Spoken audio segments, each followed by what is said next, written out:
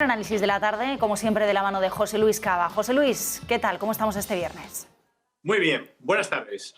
Bueno, el petróleo, sin duda uno de los activos protagonistas de la semana, es uno de los que más ha llamado la atención, pero hemos observado cómo se para al llegar a esa zona en el entorno de los $115. ¿Pierde la fuerza que tenía? ¿Qué están haciendo los especuladores? ¿Por qué sucede este movimiento?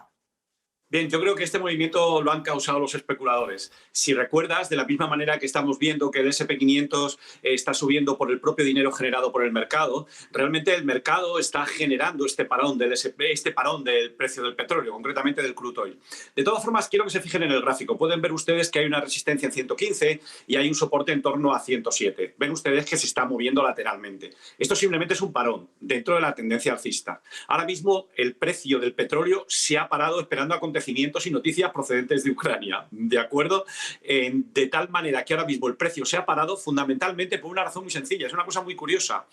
Y ustedes saben, están acostumbrados a oír el índice BIS de volatilidad, pero de la misma manera que hay un índice BIS de volatilidad, hay un índice BIS del petróleo, ¿de acuerdo? Entonces, ha habido una divergencia muy fuerte entre el OIX, que es el mnemónico del índice de la volatilidad del petróleo, y el BIS.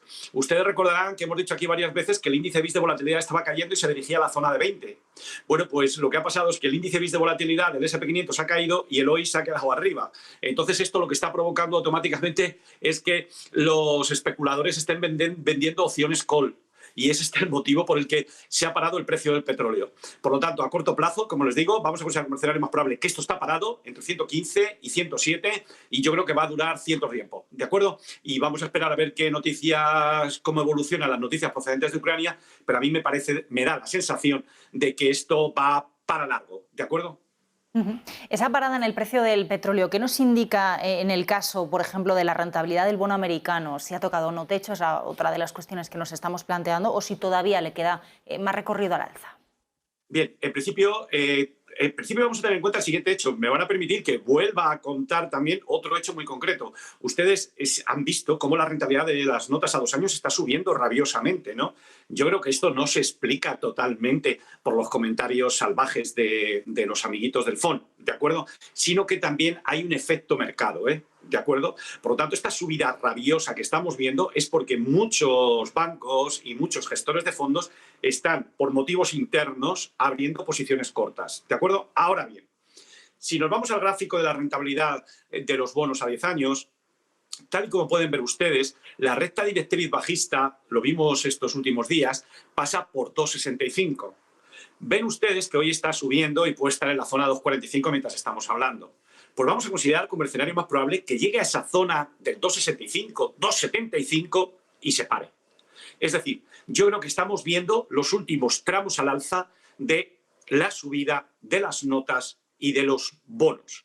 Por lo tanto, precio de petróleo parado y a la rentabilidad de los bonos les queda un poquito más. Y yo creo que en esa zona del 2,65, que es por donde pasa la recta directriz bajista, en torno a ese nivel, yo creo que deberían pararse. Ahora bien, la tendencia a corto plazo de la rentabilidad sigue siendo alcista. No se confíe y no es todavía el momento de comprar bonos a largo plazo. Necesitamos que ese techo se confirme y que se produzca el giro, ¿de acuerdo? Otro de los temas que comentábamos esta semana, José Luis, era esa divergencia, ¿no? Esos bonos experimentando una caída histórica, esa subida del Standard & Poor's 500 y la diferencia entre ambos. ¿Cómo estás viendo esa divergencia? ¿Cuál está siendo la evolución de ese comportamiento? Bueno, la divergencia, ya la hemos comentado en ocasiones anteriores, estamos viendo que los bonos, ahí hay una tendencia claramente alcista de rentabilidades. Hasta ahora, lo que da la sensación es que los inversores no estaban plenamente cubiertos y ante las manifestaciones de Powell y ante las manifestaciones o el comunicado que pueda derivarse del fondo. No estaban suficientemente cubiertos. Y luego, además, se ha iniciado un mecanismo interno de apertura de posiciones cortas por parte de muchos bancos y gestores de fondos. Sin embargo, no sucedió así en la bolsa. En la bolsa, ya lo hemos dicho, el miedo fue de tal magnitud, tanto a la guerra como a Powell, que ya la gente estaba muy cubierta. Luego es la propia dinámica interna de los mercados la que puede explicar esta divergencia. Estamos viendo cómo el S&P 500 ha subido prácticamente un 10% desde la invasión de Ucrania y hemos visto cómo el precio de los bonos se ha desplomado. Piensen ustedes que el drawdown experimentado por el precio de los bonos es histórico. Nunca ha habido otro tan profundo. Luego, nos encontramos que la divergencia fundamental que existe entre ambos es la propia dinámica interna del mercado. En la bolsa la gente estaba cubierta y están viendo ustedes cómo el S&P 500 está subiendo precisamente porque esa masa miedosa que se había cargado de acciones put todavía sigue vendiendo. No han acabado todavía de vender. Todavía siguen vendiendo. Por lo tanto, la causa de la divergencia entre el comportamiento de los bonos y el comportamiento del S&P 500 es a la propia dinámica interna de los mercados. Si miramos a ese Standard & Poor's 500 que mencionábamos, José Luis, hoy lo tenemos, como decíamos, con subida 4.528. Ese 4.500 que hablábamos esta semana también parece que no quiere caer por debajo, pero no sé si conseguirá el 4.600 antes del 31 de marzo, que era otra de las fechas clave que nos mencionabas ayer. Sí, hay mucho... En esta zona hay mucho que observar. Veamos. Mire, en los mercados de opciones estoy viendo que hay una gran opción, se concentran muchas operaciones en 4.500. En el día de ayer vimos que se incrementó el volumen de operaciones, de opciones que tienen como precio de ejercicio 4.600. Luego, aquí tenemos las siguientes opciones que pueden darse. Primero, imaginemos que hoy, ya han visto ustedes, el S&P 500 se mantiene por encima de 4.500, va a la zona de 4.560 aproximadamente y se gira. Eso es bueno, ¿de acuerdo? Eso es bueno.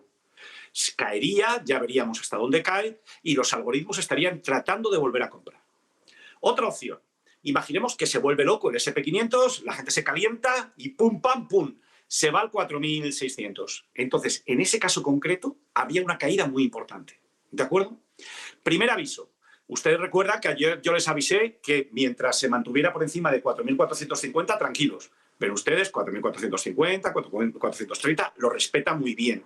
Porque por esa zona, 4.460, saben ustedes que pasa la media de 200 sesiones. Bien, hoy nos vamos a fijar en el 4.500. Mientras el S&P 500 se mantenga por encima de 4.500, predisposición alcista. ¿Que perfora el 4.500? Ojito que puede haber caídas.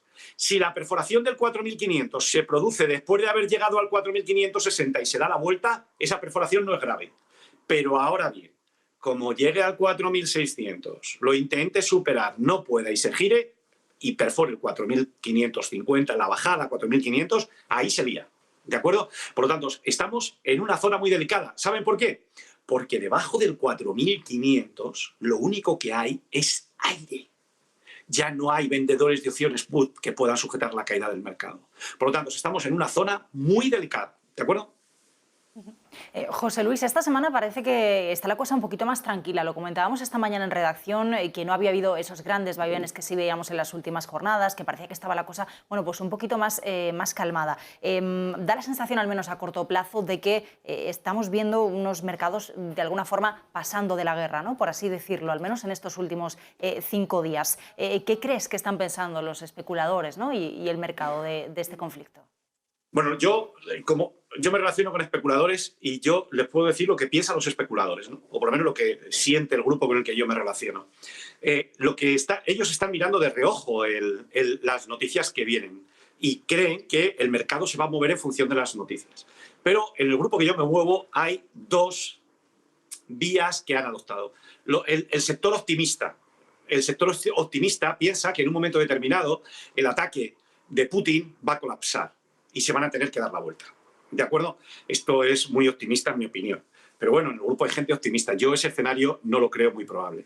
Y luego, el escenario que yo creo y que domina en el grupo con el que yo me relaciono es el contrario, es el siguiente. Y por eso están reunidos tanto tiempo Biden y sus amiguitos de la Unión Europea. Esta gente que la verdad es la incompetencia máxima. Ya les he dicho que hace ya 2 años que se presentó Biden a las elecciones y quería acabar con la industria petrolera.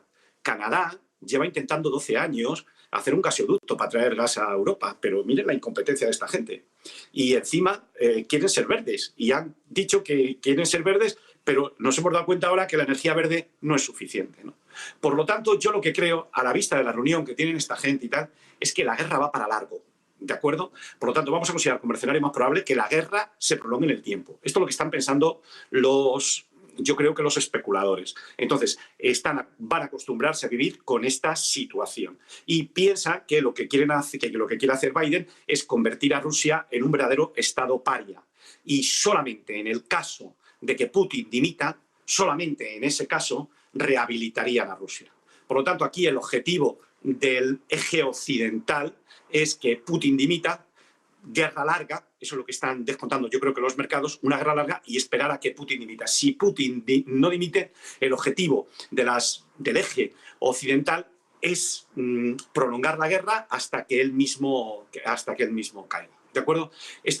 Por lo tanto, yo creo en conclusión que los especuladores, la opinión dominante, guerra larga a la espera de que Putin dimita. Pues vamos a ver qué sucede. De momento, como decías, muchas reuniones hoy todavía entre los líderes internacionales. Vamos a ver qué nos van diciendo y nos quedamos con ese análisis. Como siempre, José Luis Cava, gracias. Nos vemos el lunes. Buen fin de semana. Muy bien, buen día. Adiós, hasta luego.